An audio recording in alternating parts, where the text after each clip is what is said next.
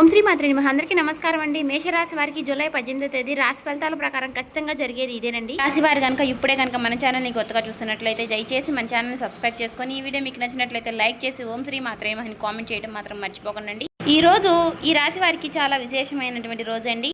ఈ రోజు పాటించవలసినటువంటి ఒక చిన్న పూజ పరిహారం గురించి చెప్తానండి. తప్పకుండా ఈ వీడియోని ఎక్కడ కూడా స్కిప్ చేయకుండా చివరి వరకు చూడండి.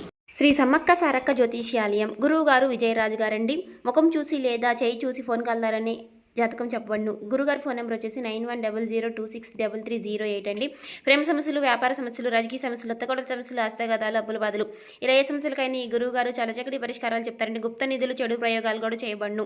స్త్రీ పురుష వశీకరణ కూడా చేయబడును. ఎక్కడున్నా సరే ఈ గురువు గారిని ఫోన్ కాల్ ద్వారా సంప్రదించవచ్చు. అన్ని విషయాలు మనకు ఫోన్లోనే 100% ఖచ్చితంగా క్లారిటీగా చెప్తారండి. చాలా నమ్మకదగ్గమైన గురువు గారండి. చెప్పినట్టుగా జరుగుతుంది. మీకు నమ్మకం ఉంటేనే ఈ గురువు గారిని సంప్రదించి చూడండి. మీరు అనుకున్న విషయాలన్నిటికీ ఫలితాలు అనేవి లభిస్తాయండి. మీరు ఎందుకు భద్రశత్రువులుగా మారి విడిపోయేటటువంటి డెసిషన్ తీసుకోవడానికి కారణం ఏమిటి అనే అంశాలపై పూర్తి వివరణ తెలుసుకునే అవకాశం అయితే చూద్దాం. చెప్పాలంటే మీరు ఎవరినైనా ప్రేమిస్తే లేదా ఒక బంధాన్ని నమ్మితే మీ సర్వస్వాన్ని కూడా తారపోసే విధంగా మీరు అభిమానాన్ని పెంచుకుంటారు. పైకి మీరు ఎంత గంభీరంగా కనిపించినా లోపల మాత్రం పంతాల కోసం పోకుండా చాలా చక్కగా అందరినీ ఆప్యాయతతో పలకరిస్తారండి. అలాగే మీలో ఉన్నటువంటి గొప్ప గుణం ఏమిటి అంటే కనుక ఎదుటి వారికి వారు మిమ్మల్ని అర్థం చేసుకోకపోయినా ప్రవర్తించినా సరే వారిని మీరు అర్థం చేసుకుని సర్దుకుపోతూ ప్రవర్తిస్తూ ఉంటారండి. అయితే అసమర్థతగా ఒక బాధ మీకు మీ మనసులో ఎప్పుడూ కూడా ఒక వెలితిగా కనిపిస్తూ ఉంటుంది.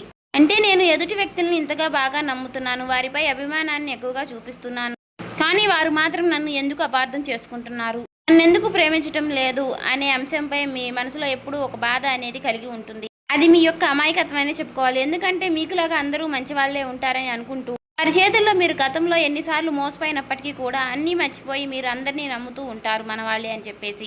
ఎవరినైనా సరే గుడ్డిగా నమ్మేస్తూ ఉంటారు. ఆ నమ్మకమే ఇప్పుడు మీ పాలిట శాపంలాగా మారింది. మీరు ఎవరికైతే ప్రాణం ఇచ్చారో వారే మీ ప్రాణాన్ని తీసే అంత పని చేయబోతున్నారు. ముఖ్యంగా ఈ బంధం ఒక రోజులో దూరం కావడం లేదు. గత కొన్ని నెలలుగా, కొన్ని సంవత్సరాలుగా ఆ పొరపాట్లు, ఆ క్షణం మీకు కొన్ని వస్తూనే ఉన్నాయండి. తరచు మీరు గమనిస్తూ ఉన్నప్పటికీ కూడా ఆ బంధాన్ని మీరు దూరం చేసుకోవడం ఇష్టం లేక తరచు మీరే సర్దుకుంటూ వెళ్తున్నారు. అయితే సర్దుబాటు చేసుకుంటూ వస్తున్నప్పటికీ కూడా ఈ రోజు కాకపోయినా ఏదో ఒక రోజు ఆ బంధం అనేది మీ నుండి దూరం అవడం అనేది ఖాయమండి. అంటే మీ ప్రేమను అర్థం చేసుకోవడం లేదు అనేటటువంటి ఒక భావన మీ మనసును చాలా నిరాశకు నెట్టివేయడం, అలాగే మీ విలువను కూడా మీరు తగ్గించుకుంటూ ప్రతి ఒక్క మీ గురించి తెలిసిన వారికి మీరు విషయాలు మీ ఇంట్లో కుటుంబ సభ్యులకి సంబంధించినటువంటి విషయాలు మీ మనసులో మీరే చాలా నలిగిపోతూ వస్తున్నారండి. అంతా బాగుంటుందిలే, అంతా సమృద్ధిగా నయమవుతుందిలే, మేమంతా కలిసి బాగుంటామని చెప్పేసి మీరు ఆశించారు. కానీ అవతల వ్యక్తిపై మనసులో ఉన్నటువంటి మీ పైన ఉన్నటువంటి ద్వేషం, స్వార్థం పూర్తిగా ఎక్కువైపోయింది. మీరు మౌనంగా ఉన్నప్పటికీ కూడా వారు మిమ్మల్ని ఎక్కువగా చులకనగా చూడడం అనేది మొదలుపెట్టారు. అయితే రేపటి రోజున పరాకాష్ఠకు చేరబోతుందనే చెప్పుకోవచ్చు. ఎందుకంటే ఈ రోజు ఆ షాకింగ్ క్లైమాక్స్ ఏదైతే ఉందో అది ఇప్పుడు మనం పూర్తిగా తెలుసుకుందామండి. ఈ రోజు 8 గంటల 10 నిమిషాల లోపు ఆ బంధం మీ నుండి ఎలా దూరం అవుతుంది అంటే ఇది మీరు ఊహించని విధంగా ఒక ట్విస్ట్ లాగా జరుగుతుంది. అంటే మీ యొక్క ఆత్మమిత్రులు ఎవరైనా కావచ్చు, మీకు బాగా తెలిసినటువంటి ఒక స్నేహితుడు, ఒక స్నేహితురాలు, అలాగే మీరు ఇన్నాళ్లుగా మీరు ఆరాధిస్తున్నటువంటి ఒక ప్రేమ బంధం కూడా కావచ్చండి. ఈ రోజున 8 గంటల తర్వాత మీరు ఒక నిజాన్ని అయితే తెలుసుకుంటారు. ఆ వ్యక్తి ఇన్ని రోజులుగా మిమ్మల్ని వాడుకుంటున్నారని, కేవలం లేదా మీ వెనకాల గోతులు తవ్వుతున్నారని కొన్ని సాక్ష్యాలతో సహా మీకు పూర్తిగా అర్థమవుతుంది. భిన్నంగా చెప్పాలి అంటే ఒక ఫోన్ కాల్ కానీ లేదా ఒక వ్యక్తి ద్వారా మీకు తెలిసేటటువంటి ఒక విషయం వలన ఆ మాటల యుద్ధం అనేది మీకు అలా జరుగుతూ ఉంటుంది. ఆ వాదన మీకు ఇంకా ఎలా ఎక్కువైపోతుంది అంటే ఇకపై మీ ముఖం నాకు చూపించవద్దు అనే స్థాయికి వెళుతుంది. ఇలా మీరు ఒకరికొకరు అనుకుంటూ పూర్తిగా ఆ బంధానికి స్వస్తి పలికేలాగా ఉంటుంది. మరి 8 గంటల 15 నిమిషాల తర్వాత మీ జీవితంలో ఇది ఒక చేదు జ్ఞాపకం లాగా కూడా మిగిలవచ్చు. ఎందుకంటే మీరు ఇన్ని రోజులు కూడా చాలా భరిస్తూ వచ్చారు. ఈ రోజు కాకపోతే ఏదో ఒక రోజు వారిలో మార్పు వస్తుంది అనే విషయంలో మీరు బలంగా నమ్మారండి. కానీ మీ కృషిని మీరు ఇన్నాళ్లుగా చాలా ఓర్పుగా గ్రహించారండి. కానీ వారు మాత్రం మీకు వారి వైపు నుంచి ఎటువంటి విలువ ఇవ్వడం లేదండి. ప్రతి విషయంలోనూ కూడా వారు మిమ్మల్ని ఏదో ఒక విధంగా కిందకి లాగాలనే చూస్తున్నారు. కానీ మీరు మాత్రం తట్టుకోలేకపోయారు. అయితే దీనికి కారణం కూడా లేకపోలేదండి.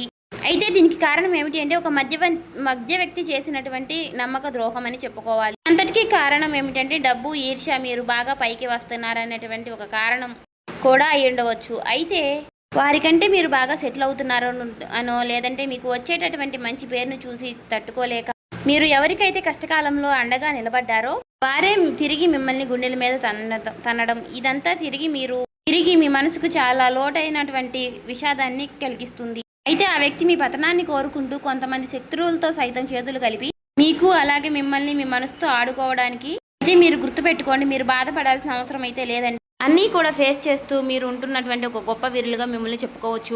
చిన్నప్పటి నుంచి కూడా ఎన్నో బరువు బాధ్యతలు మీరు మోసారు. కష్టం విలువ కూడా మీకు బాగా తెలుసండి.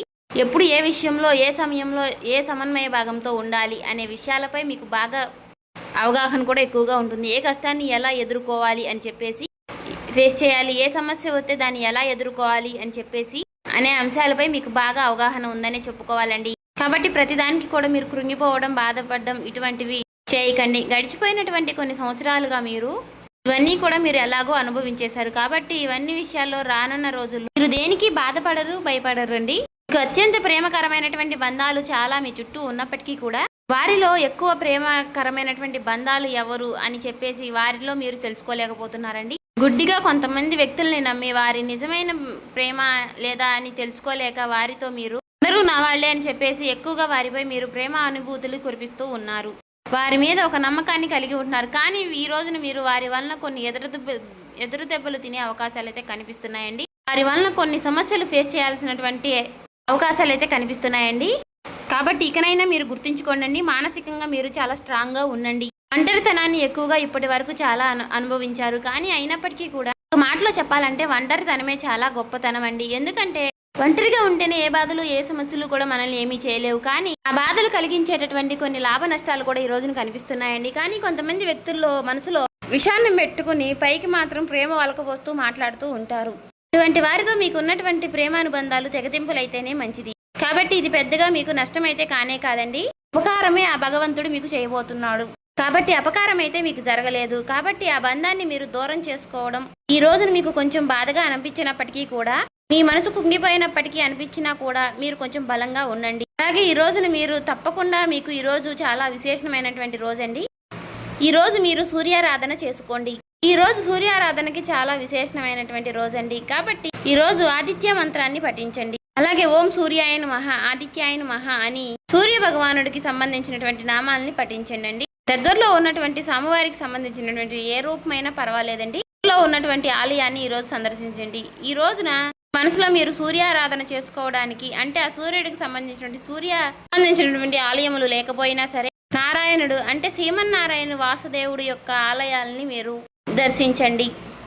అలాగే ఈ రోజున ఓం నమో భగవతే వాసుదేవాయ అనే మంత్రాన్ని అనేటటువంటి నామాన్ని కూడా ఈ రోజున మీరు ఎన్నిసార్లు వీలైతే అన్నిసార్లు పఠించండి. అలా పఠించడం వల్ల మీ మనసు చాలా ప్రశాంతంగా ఉంటుంది.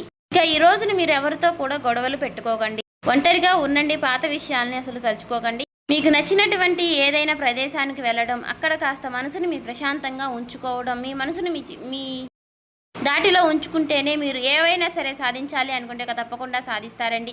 ఎందుకంటే మనసు ఒక చోట మనిషి ఒక చోట అన్నట్లుగా మనం చేస్తే మాత్రం మనం ఎప్పుడూ కూడా పైకి రాలేమండి. ఇంకా పడుతున్నటువంటి కష్టాలు ఇంకా ఎన్నో పడాల్సి వస్తుంది. కాబట్టి ఆ విషయంలో మీరు కొన్ని జాగ్రత్తలు అయితే తీసుకోనండి. అలాగే గురు ఆలయానికి వెళ్ళండి. గురు ఆలయానికి వెళ్ళి దర్శనం చేసుకోవడం వల్ల మీకున్నటువంటి కొన్ని తలనొప్పులు, కొన్ని సమస్యలు, చిన్న పడుతున్నటువంటి సమస్యలన్నీ కూడా తొలగిపోతాయండి. అలాగే రేపటి రోజున మీరు వీలైనన్నిసార్లు ఓం నమ శివాయ అనే మంత్రాన్ని కూడా మనసులో జపిస్తూ ఉండండి. మీకు సాయంత్రం సమయంలో సంధ్యావేళలో లక్ష్మీదేవికి ఉప్పుదీపం పెట్టడం వల్ల కూడా మీకు ఉన్నటువంటి కొన్ని సమస్యలు తొలగిపోతాయి. డబ్బులో ఉన్నటువంటి సమస్యలన్నీ తొలగిపోతాయి. లక్ష్మీదేవి యొక్క రాక అనేది జరుగుతుంది. మేము ఎన్ని పనులు చేసినా సరే, ఎంత కష్టపడినా సరే మాకు చేతిలో చిల్లి గవ్వ కూడా మిగలడం లేదండి అనే వారికి ఈ ఉప్పు పరిహారం అనేది చాలా బాగా పనికి వస్తుంది.